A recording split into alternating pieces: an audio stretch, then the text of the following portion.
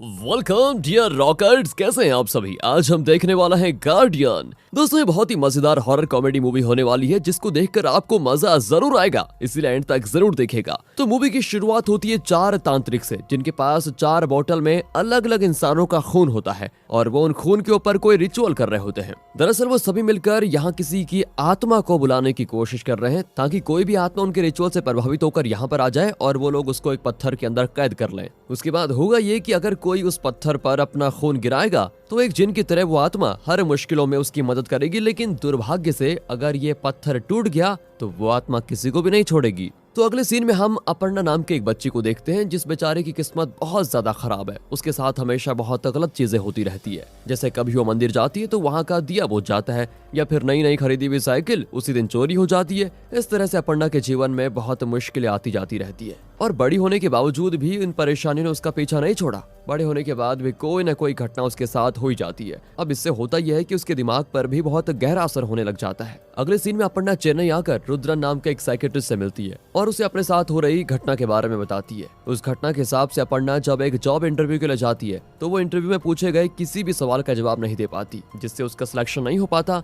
हालांकि उसे इंटरव्यू में पूछे जाने वाले सारे सवालों के जवाब आते थे, लेकिन घबराहट में वो जवाब ही नहीं दे पाई। उसी तरह अपर्णा एक और घटना रुद्रन को बताती है जहाँ पर हम देखते हैं कि अपर्णा किसी काम से एक कंस्ट्रक्शन साइट पर है, लेकिन वहां आने के बाद उसका पैर एक कील पर पड़ जाता है जिसके नीचे वही आत्मा वाला पत्थर रखा हुआ है और अपर्णा के पैर रखने की वजह से खून पत्थर पर गिर जाता है। तभी अचानक से सामने काम कर रहे लोगों से एक सरिया छूटकर अपर्णा की तरफ बढ़ने लग जाता है, लेकिन हैरानी की बात यह होती है कि सरिया उसे लगने से पहले ही अपने आप नीचे गिर जाता है। ये देखकर तो अपर्णा पहली बार हैरान जाती है, क्योंकि ये पहली बार हुआ है जब वो बाल बची, मतलब उसके ऊपर कोई मुसीबत आने से बची है। यानी कि दोस्तों इससे पता चल जाता है कि वो आत्मा अपर्णा की गार्डियन बनेगी और हर मुश्किल में उसकी मदद करेगी, जैसा कि उन तांत्रिक ने कहा था। अब इन घटनाओं के बारे में जानकर रुद्रन उससे कहता है कि अरे ये सब इत्तेफाक है, इन सब चीजों पर इतना ध्यान मत दो। अगले सीन में अपर्णा जब ऑफिस में होती है तब उसकी माँ उसको फोन करके कहती है तुमने तो कहा था जॉब लगने के बाद शादी कर लूंगी, तो बताओ कोई अच्छा लड़का मिला या फिर नहीं। जिस पर अपर्णा अपनी माँ की इस बात को टाल देती है क्योंकि वो हमेशा उसके लिए बस शादी शादी करती रहती है। तभी वहाँ पर ऑफिस की प्रोजेक्ट मैनेजर आकर अपर्णा को डांटते हुए कह देती है काम के टाइम फोन पर बात नहीं करना है। इतना कहकर वो सबके फोन जमा करवा देती है, जिसके बाद वो अपर्णा और उसके दोस्त का बनाया हुआ प्रोजेक्ट बॉस को दिखाती है। वो प्रोजेक्ट बॉस को बहुत अच्छा लगता है, जिस वजह से बॉस उसे अप्रूव भी कर देते हैं। इसलिए अपर्णा अपने दोस्त के साथ उस प्रोजेक्ट वाली साइट पर आ जाती है ताकि साइट के बारे में जानकारी निकाल पाए। वहां आने के बाद उसकी मुलाकात प्रभास नाम के एक लड़के से होती है और ये दोनों कॉलेज में पढ़ते थे दोस्तों, साथ में ये दोनों रिलेशनशिप में भी रह चुके थे, लेकिन प्रभास के नशे की आदत की वजह से अपर्णा ने उसके साथ ब्रेकअप कर लिया और प्रभास को सामने देखकर उसका गुस्सा तो 7वें आसमान पर पहुंच जाता है। इसलिए मौका पाकर वो काम के दौरान हर छोटी छोटी चीज के लिए उसको डांटने लग जाती है। अगले कुछ टाइम के बाद जब अपर्णा की दोस्त किसी काम से स्कूटी लेकर चली जाती है तो प्रभास अपर्णा को उसके घर छोड़ने का ऑफर देता है, जिस पर ना चाहते हुए भी उसे हाँ करना पड़ता है क्योंकि उस टाइम पर वहाँ पर कोई गाड़ी अवेलेबल भी नहीं थी। तब रास्ते में प्रभास अपर्णा को मनाने की कोशिश करता है और उससे प्रॉमिस भी करता है कि अब मैं तुम्हें शिकायत का कभी कोई मौका नहीं दूंगा, और इन बातों से अपर्णा उसे माफ भी कर देती है, जिससे दोनों फिर से अच्छी रिलेशनशिप में आ जाते हैं। अगले सीन में अपर्णा की दोस्त किसी जल्दी के काम की वजह से प्रभास से लिफ्ट मांगते हुए उसकी बाइक पर बैठ जाती है। अब ये देखकर अपर्णा को होती है जलन, इसलिए वो खुद में कहती है कि काश मेरी दोस्त बाइक से गिर जाए और उसके बाद वो कभी प्रभास की बाइक पर ना ही बैठे। बस दोस्तों उसके इतना कहते ही सच में उसकी दोस्त बाइक से नीचे गिर जाती है। इसलिए अपर्णा की दोस्त प्रभास को चिल्लाते हुए कहती है कि अरे तुम्हें ठीक से बाइक चलाने भी नहीं आती क्या, अब मैं तुम्हारे साथ कभी नहीं बैठूंगी।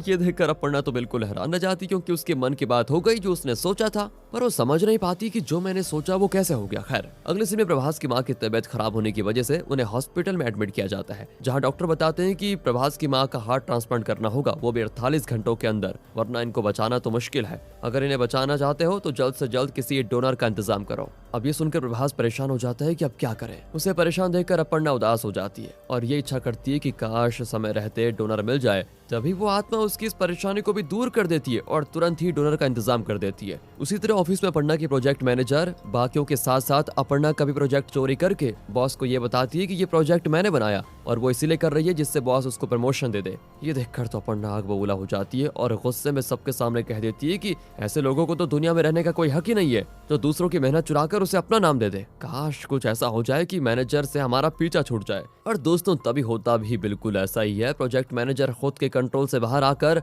ऑफिस के कांच को तोड़ देती है और काफी ऊंचाई से नीचे कूदकर अपनी जान दे देती है। ये देखकर तो ऑफिस का चपरासी भी बिल्कुल हैरान रह जाता है, क्योंकि थोड़ी देर पहले अपर्णा ने उसके मरने की इच्छा मांगी थी, जो कि पूरी हो गई। अब अपर्णा ये सारी बात रुद्रन को आकर बताती है, जिस पर वो कहता है ये तो बहुत ही अच्छी बात है, लाखों में एक होता है ऐसा जिसकी हर इच्छाएं पूरी हो। लेकिन अपर्णा कहती मैं चाहती हूँ कि मेरी इच्छा तो पूरी हो, लेकिन उसे पूरा करने के चक्कर में किसी दूसरे का नुकसान ना हो। क्योंकि जब मैं अपने ऑफिस में इंटरव्यू देने गई थी तो मेरे साथ एक लड़का भी था जिसके मार्क्स मुझसे कई ज्यादा अच्छे थे, लेकिन इंटरव्यू के टाइम पता चला कि उसके रिजल्ट्स मेरे रिजल्ट से बदल गया और मेरे रिजल्ट में कम मार्क्स होने की वजह से वो बेचारा जॉब के लिए सिलेक्ट नहीं हुआ, पर मैं हो गई, बताओ। और इसी के साथ साथ जब प्रभास की माँ को डोनर चाहिए था, उसी टाइम किसी दूसरे बंदे का एक्सीडेंट हो गया और उसके मरने की वजह से उसके हार्ट को प्रभास की माँ को लगा दिया गया। इसी बीच दोस्तों अपर्णा के सर में दर्द होने लग जाता है। तब उसको याद आता है कि कल उसके बॉस ने उसकी दोस्त के साथ गलत हरकत करने की कोशिश की थी और गुस्से में अपर्णा ने बॉस को ये कह दिया था कि तुम मरोगे। और ये याद करके वो घबरा रही होती है,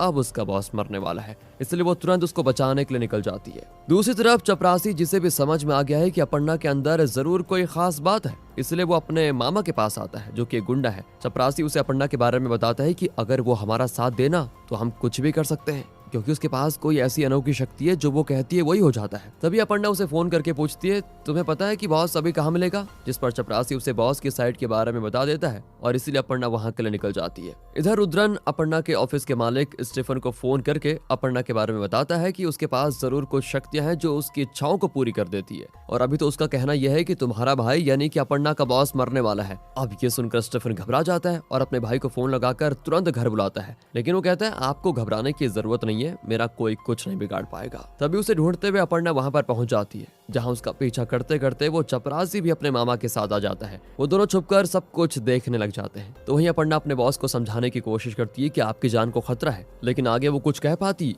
एक घर की छत पर लगा एक टुकड़ा नीचे गिर जाता है, जो बॉस की गर्दन को खींचते हुए आगे बढ़ जाता है। अब ये देखकर अपर्णा एकदम घबरा जाती है। वहीं चपरासी और उसके मामा के तो होश ही उड़ जाते हैं, साथ ही उन्हें यकीन हो जाता है कि अपर्णा के पास जरूर कुछ शक्तियां हैं। अब अपर्णा घर आकर सारी चीजों को तोड़ने फोड़ने लग जाती है। वो बहुत परेशान हो जाती है, हर चीज का जिम्मेदार वो खुद को मान रही होती है। उसे समझ नहीं आ रहा था कि आखिर उसके साथ ये हो क्या रहा है, जो वो चाह रही है वही हो रहा है। तभी उसकी नजर उस पत्थर पर पड़ती है जिसे वो अपने साथ घर ले आई थी। अपर्णा को लगता है कि ये सारी चीजें कहीं इस पत्थर की वजह से तो नहीं हो रही, इसलिए वो गुस्से में उस पत्थर को तोड़ देती है। पर जैसे ही वो पत्थर टूटता है, उसके अंदर से वो आत्मा बाहर निकलकर तुरंत ही अपर्णा के शरीर में प्रवेश कर जाती है। अब कुछ टाइम के बाद अपर्णा जब बाथरूम में होती है, तभी वो आत्मा उसके अंदर से बाहर निकल कर आ जाती है। वो अपर्णा से कहती है कि मैं तब तक तुम्हारा पीछा नहीं छोड़ूंगी जब तक मैं अपने हत्यारे को सजा न दे पाऊं। अपर्णा कहती है आखिर तुम्हारे साथ हुआ क्या था और किसने तुम्हारी जान ली। तब हमें उस आत्मा के पास्ट के बारे में बताया जाता है, जहाँ उसका नाम मीरा होता है। मीरा एक सिंगल मदर थी जिसे एक प्यारी सी बेटी भी थी। साथ ही मीरा अपर्णा की कंपनी में सीए का काम करती थी। लेकिन एक दिन स्टीफन और उसके बाकी पार्टनर्स, जिसमें रुद्रन भी शामिल था, वो सभी मिलकर मीरा को एक फ्रॉड में अपने साथ शामिल होने को कहते हैं। दूसरा पास्ट में हुआ ये था कि वो सभी एक फेक कंपनी बनाने वाले थे, जो कि सिर्फ पेपर पर एग्जिस्ट करेगी, लेकिन इस कंपनी के नाम पर वो फॉरेन इन्वेस्टर से पैसे लेंगे। और मीरा को जब इस बारे में पता चलता है तो वो तुरंत इनकार कर देती है, क्योंकि वो धोखा देने वालों में से नहीं थी। सभी के फिर ज्यादा प्रेशर देने पर मीरा उस कंपनी को ही छोड़ देती है, लेकिन इससे वो स्टीफन और बाकी लोग गुस्सा हो जाते हैं और मीरा पर गलत आरोप लगाकर उसे इस तरह से बदनाम कर देते हैं कि उसे कहीं जॉब नहीं मिलता। तब बेचारी मीरा जैसे तैसे अपने परिवार का गुजारा करती है। लेकिन एक दिन स्टीफन को भनक लग जाती है कि इनकम टैक्स वाले कभी भी उसकी कंपनी में आ सकते हैं। तो ये जानकर तो वो और उसके पार्टनर्स घबरा जाते हैं कि उन्होंने अपने सीए को तो निकाल दिया है, अब वो इनकम टैक्स वाले को क्या बताएंगे। साथ ही अगर मीरा ने इनकम टैक्स वालों को फ्रॉड के बारे में बता दिया तो ये सारे लोग तो फंस जाएंगे। इसीलिए ये सभी डिसाइड करते हैं कि मीरा को अपने रास्ते से हटाना होगा। जिस वजह से मीरा जब घर पहुंचकर अपनी बेटी के बर्थडे की तैयारी करती है, तभी स्टीफन और बाकी वहां पर आ जाते हैं और मीरा पर हमला करने लगते हैं। उसी टाइम पर मीरा अपनी बेटी से फोन पर बात कर रही थी। तभी वो स्टीफन और बाकियों से कहती है देखिए मुझे छोड़ दो, मैं किसी को कुछ नहीं बताऊंगी।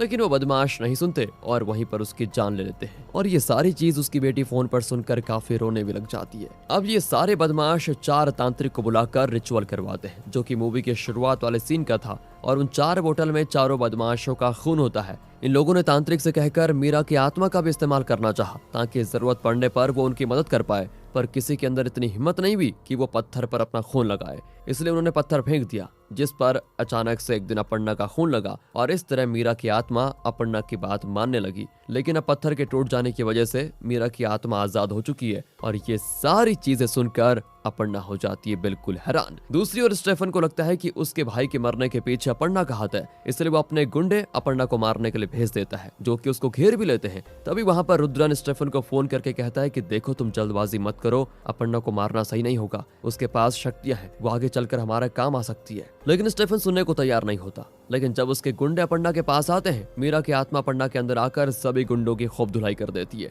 और जैसे ही वहां पर स्टेफन आता है वो उस पर भी बरस पड़ती है, जहां वो 2 मिनट में उसको मौत के घाट उतार देती है। दूसरी तरफ मीरा की बेटी अनाथालय में होती है, जहां पर काम करने वाला आदमी मीरा की बेटी को परेशान कर रहा होता है। तभी वहां पर अपर्णा आ जाती है, जिसके अंदर से मीरा बाहर निकलकर देखती है कि वो आदमी अपर्णा को छेड़ रहा है, तो बस वो उस आदमी को धोने लग जाती है। इतना ही नहीं, वो उस पर तेजाब डालकर उसका चेहरा जला देती है। अब तीसरा बदमाश राजेश पुलिस के साथ रुद्रन की क्लिनिक की सीसीटीवी फुटेज देख रहा होता है ताकि पता कर सके कि उसे किसने मारा। तब उसे पता चलता है कि रुद्रन के मरने के बाद चपरासी और उसका मामा क्लिनिक से भागे थे, इसलिए उसका शक उन पर जाता है कि शायद उन्होंने रुद्रन को मारा है। इधर अपर्णा मीरा की बेटी को अनाथालय से बाहर लेकर आती है ताकि घुमा फिराकर उसका दिल बहला सके। तभी वहां पर चपरासी और उसका मामा आ जाता है, क्योंकि उन्हें किसी बंदे को मारने की सुपारी मिली होती है। वो यहाँ पर अपर्णा की मदद लेने के लाए होते हैं ताकि उसके कहते ही जिसकी सुपारी उनको मिली है वो बंदा मर जाए और बिना कुछ किए उनका काम भी हो जाए। पर तभी वहां पर राजेश के गुंडे आकर उन दोनों को पकड़ लेते हैं। बेचारे किसी की सुपारी लेकर आए थे, यहाँ तो उनकी सुपारी निकल गई।